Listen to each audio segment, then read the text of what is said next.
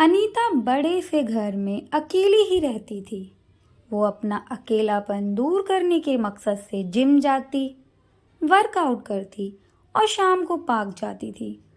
एक दिन पार्क में अनीता यूं ही बैठी थी तो उसके सामने एक 25-26 साल का युवक आकर बैठ गया, जिसका नाम रवि था।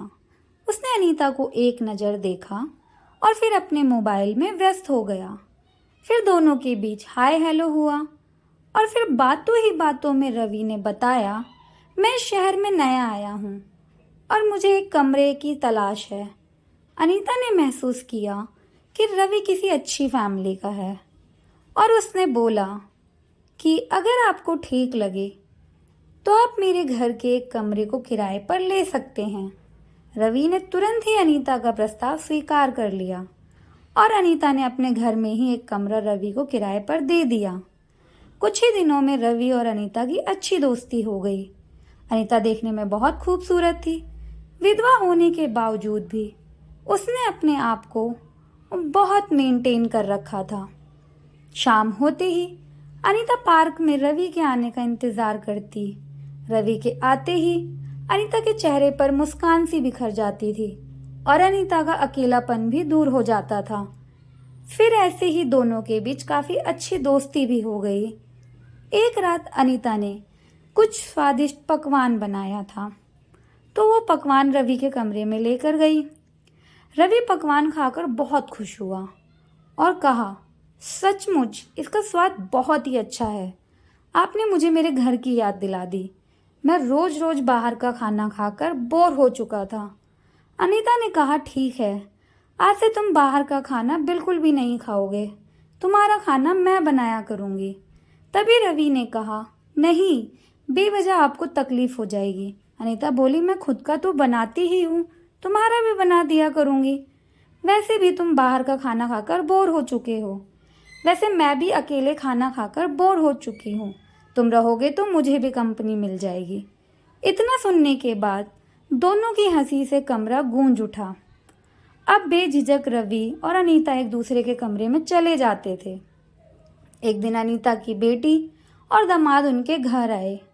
बेटी दामाद के घर आने से पूरा घर का माहौल बहुत अच्छा सा हो गया था। अनीता भी बेहद खुश थी क्योंकि बहुत दिनों बाद बेटी से मिलना हुआ था। और अनीता की मुश्किल ये थी कि वो उन सब के सामने रवि से बात नहीं कर पाती थी क्योंकि घर में अजनबी इंसान को देखकर अनीता की बेटी ने अपनी माँ पर बहुत गुस्सा किया था कि यूं ही किसी को अपने घर पर नहीं रखना चाहिए। पता नहीं कौन है, कैसा है, कुछ ऊंच नीच हो गई तो आप यहाँ अकेली रहती हो। बड़ी मुश्किल से अनीता ने अपनी बेटी को समझाया कि रवि बहुत अच्छा इंसान है और उसकी वजह से थोड़ा हिम्मत भी मिल जाती है।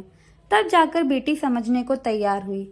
फिर भी बेटी ने बोल दिया कि ज़्यादा मेल जोल मत रखना, बस अपने काम से काम ही रहना। फिर भी अनीता रात को छुपते छुपाते रवि के कमरे में चली जाती थी। ऐसे ही कुछ दिन गुजर गए। एक रात जब अनीता रवि को खाना देकर आ रही थी तो दामाद ने उन्हें रवि के कमरे से बाहर आता देख लिया। अब अनीता को कुछ कहते ना बना और वो अपने कमरे में चली गई। दामाद ने देखा उसकी पत्नी अपने कमरे में सो रही है तो उसने अनीता यानी कि अपनी सास के कमरे में जाकर उनसे पूछने लगा, आखिर आप रवि के कमरे में क्या करने गई थी? मैं आपकी बेटी की तरह बेवकूफ़ नहीं हूँ जो आप मुझे कुछ भी सिखा पढ़ा देंगी और मैं आपकी बातों पर यकीन कर लूँगा। मैं कल सुबह ही ये बात आपकी बेटी को बता दूँगा। अनीता घर में कोई हंगामा नहीं चाहती थी, इसलिए उसने अपने दामाद को समझाने की कोशिश की कि ये बात मेरी बेटी को मत बताना।